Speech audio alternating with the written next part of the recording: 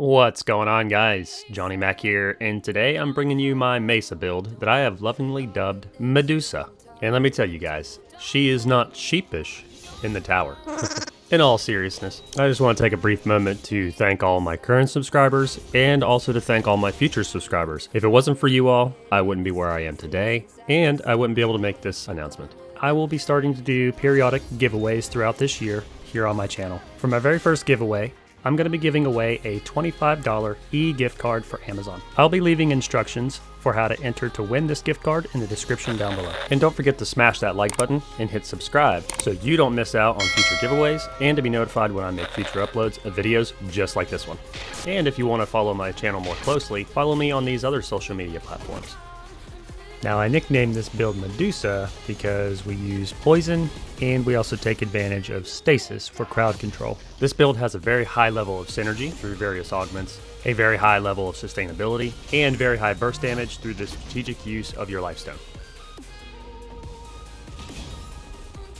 Let's go ahead and get on into it.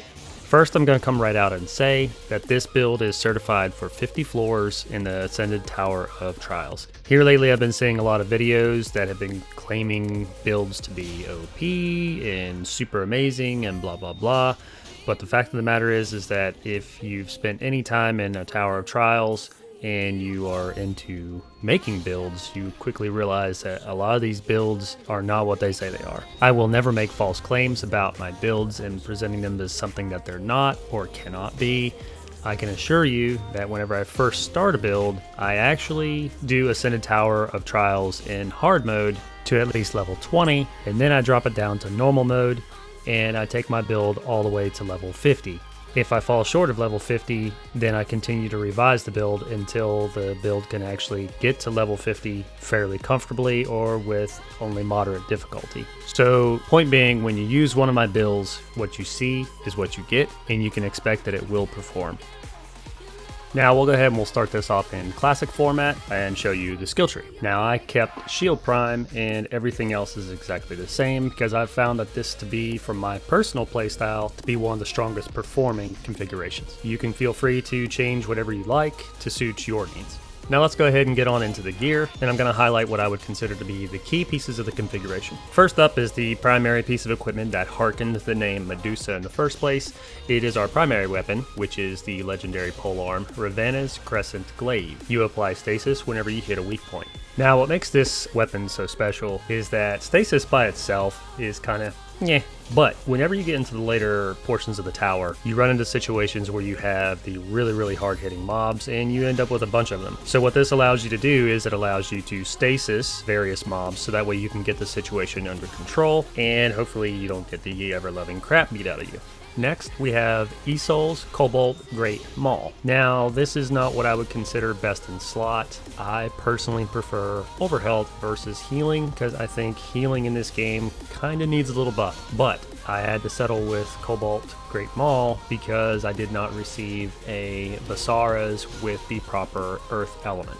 Now I'll circle back to this real quick because I didn't mention it with the first weapon, but you need to make sure that your weapons are of the proper element for the ailment that you're trying to inflict. In this particular case, it is earth. Earth is for the poison ailment. If your weapon is not of the proper element for the ailment that you're trying to inflict, you will fail to apply that ailment. As you can see, I put up here on the screen a little ailment and element chart, so that way if you are working on another build of a different type of ailment, then you know what element you need to use.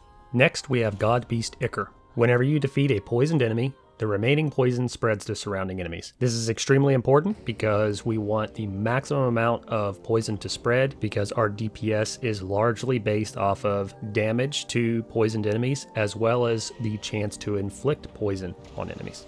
The next piece of equipment that I would like to highlight is Zway's Embrace. The reason I want to highlight this one is because, as I mentioned before, I like using overhealth versus healing because overhealth is, in my opinion, a lot stronger than healing, but I would like to point out that I emphasize damage to breached enemies in this particular ring. There is one wasted slot in which it's air damage, which literally has nothing to do with my build whatsoever, but as you get later on into the tower, especially closer to the 30s, 40s, and 50s, you will notice very quickly that a lot of the enemies become very tanky. This is where breaching an enemy becomes very important, and by increasing your damage to breached enemies, it will make your life a heck of a lot easier.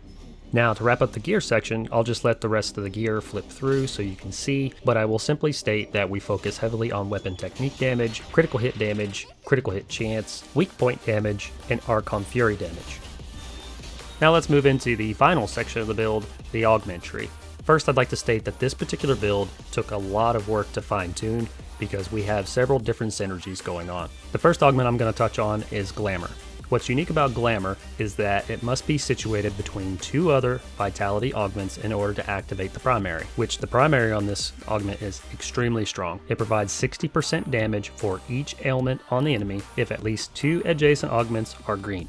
Next, we have the little engine that could, and one of my personal favorites, Rift, which adds an extra 35% damage for each ailment on the enemy. Now, for that big splash of synergy, we have Eventide.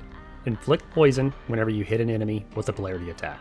So when you perform a polarity attack, any enemy that is affected by your polarity attack is now poisoned, and you are now primed to do a massive amount of extra damage. Next up is Glacial Wall. Gain the Blessing of Endurance whenever you parry an enemy. So when you parry an enemy, it will reduce your incoming damage for the duration of that effect. If you haven't quite mastered the parry as of yet, I highly encourage you to do so, because it will take you to an entirely different level whenever you're farming the Ascended Tower of Trials. And of course, to go along with our Medusa theme, we have Warp, which applies stasis to nearby enemies whenever you use your Lifestone. And of course, to produce some synergy with our primary weapon, the Crescent Glaive, we are going to be using Surety to expose those weak points, which will then allow us to apply stasis to whatever mob we use Surety on, with the exception of bosses, of course.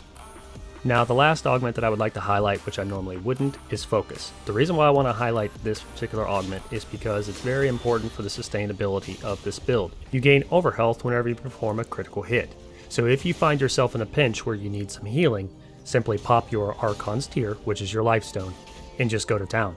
You'll notice that your overhealth will absolutely skyrocket with this build. And for our last two augments, and to also feed back into our synergy with this build, we have Spark, which provides us weapon technique whenever we hit those weak points, and we have the Wolf's Fury, which provides us more overhealth whenever we parry, which, as I mentioned before, we parry a lot with this build. Alright guys, so that concludes our Medusa Mesa build. I hope that you all enjoyed the video, and I hope that this possibly gives you some inspiration for a future build that you're going to do, or perhaps you like this build. But either way, I appreciate you guys for watching, and as always, if you're not currently subscribed, don't forget to hit that like and subscribe button to be notified when I make future uploads of videos just like this one. And if you are currently subscribed, as always, thanks for watching.